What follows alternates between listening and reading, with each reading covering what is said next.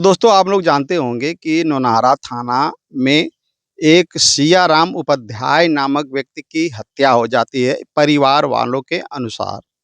Police के अनुसार सियाराम उपाध्याय की मौत हार्ट अटैक से होती है। इस पर सियासत मचना शुरू हो जाता है। एक बार भाजपा के कोई पदाधिकारी कहते हैं कि सियाराम उपाध्याय भाजपा में कार्यकर्ता नहीं है। फिर दोबारा होता है कि नहीं, सियाराम उपाध्याय भाजपा के कार्यकर्ता हैं। एक बार सियाराम उपाध्याय के भाई के द्वारा बयान कुछ दिया जाता है कि 10 लाख रुपया जो दिया गया है उसको मैं वापस करता हूँ, एक बैग भी दिखाया गया है। फिर दोबारा कहते हैं कि नहीं, अब 10 लाख रुपया मिला नहीं था, मिलने वाला था। फिर मैं बता दूं कि एक बार ही कहा जाता है कि मुझे थाना किसी जोगी वोगी से कोई उम्मीद नहीं है। मैं सबको देख लिया, सब लोग भ्रष्ट हैं, सब लोग करप्ट हैं। लेकिन फिर इसके बाद कौन सी ऐसी मंत्र पढ़ी जाती है, दोबारा उनकी बातें बदल जाती हैं। आप इस वीडियो में देखिए। नहीं है। अब मैं जान गया, अब मैं बोलना शुरू किया, मुझे न्याय मिलने वाला नहीं है। जो मेरी परिस्थिति है, मैं अपने परिस्थिति पे खुद खुश हूँ, अपने माता पिता को लेके। हमें किसी की अब जरूरत यहाँ नहीं है। मैं देख लिया कि सरकार हमें कितना न्याय दिलाएगी और कितना दिला पाएगी। FIR की कॉपी आपको मिली? कुछ नहीं, मेरे पास न FIR की कॉपी है, न मैं जानता हूँ कौन FIR लिखा और कौन क्या किया। इसमें सब लोग मिली भगत है और कोई मुझसे बस आ रहे हैं इस मामला को रफा दफा करने के चक्कर में। मुझे कोई पैसा नहीं, 10 लाख जो हमें प्रशासन द्वारा दिया गया है वो भी मैं डंके के चोट पे पत्रकारों के सामने बोल रहा हूँ, वो पैसा मैं देने को राजी हूँ। मुझे नहीं चाहिए वो पैसा। कितने प्रशासन? जब मेरे भाई को कहा जा रहा है कि उसका हार्ट अटैक से मृत्यु हुआ है तो मुझे पैसा क्या होगा? मैं किस बात का पैसा लूं और किस बात का आर्थिक मदद लूं? मुझे नहीं चाहिए आर्थिक मदद किसी की और न ही किसी की हमदर्दी चाहिए। और मैं बहुत ज्यादा बोलने के उसमें नहीं हूँ, मैं बहुत ज्यादा नहीं बोल। उत्तर प्रदेश के सरकार योगी बाबा से क्या कहना सब फेल हैं, सब योगी बाबा हो या जोगी बाबा हो, ये सब बेकार हैं, भ्रष्ट हैं, सब भ्रष्ट हैं। आज मेरे पे हुआ, कल और किसी पे होगा।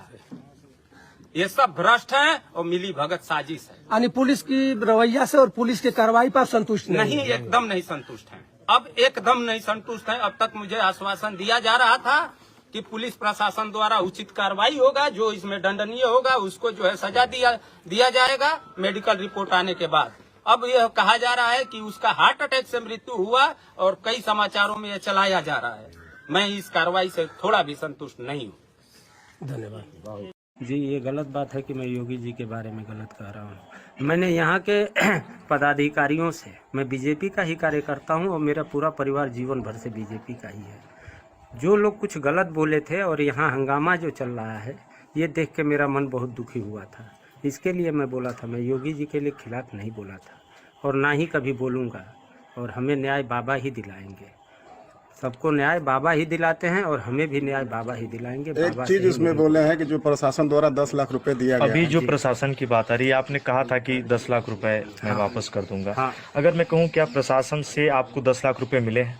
जी नहीं, अभी मिले नहीं? जी नहीं। तो आपने कैसे ये कह दिया कि 10 लाख रुपए मैं वापस वो कर बात लोग कर रहे थे, मेरे पे सुबह से ही टार्चर किया जा रहा था कि पैसा लेके ये केस को रफा दफा कर रहे हैं। इसलिए मैंने बोला कि जो प्रशासन मुझे वो कर रहा है उसका मैं वापस कर दूंगा। मुझे पैसा नहीं चाहिए, मुझे न्याय चाहिए। और मुझे बाबा से यही उम्मीद है कि हम गरीब ब्राह्मण को न्याय दिलाने की। अगर हम आपसे कहें, आप भी बैठे थे, राधे मोहन सिंह जो यहाँ के पूर्व सांसद रहे, उन्होंने कहा कि आपको और आपका जो भी परिवार है लखनऊ लेकर जाएंगे और मुख्यमंत्री जी आदित्यनाथ योगी जी से आपकी मुलाकात करवाएंगे। ये भी बातें हो रही जी। नेता हो तो राधे मोहन जी जैसा हो, बहुत सज्जन व्यक्ति हैं। उन्होंने हमारे घर पे आया, हमारे माता पिता को देख के बहुत भावुक हुए और हमारे दुख में अपना दुख प्रकट किए। मुझे बहुत उनसे उम्मीद है कि वो हमें न्याय दिलाएंगे बाबा के यहाँ। सब लोग फोटो खिंचवा के अपने आप को हीरो बनना चाह रहे हैं और हमारे बीजेपी को बदनाम करना चाह रहे हैं, हमारे बाबा को बदनाम करना चाह रहे हैं। जिनसे हम बाबा से बस यही उम्मीद रखें कि बाबा बदनाम मत होने दीजिएगा, हमें न्याय जरूर दिलाइएगा।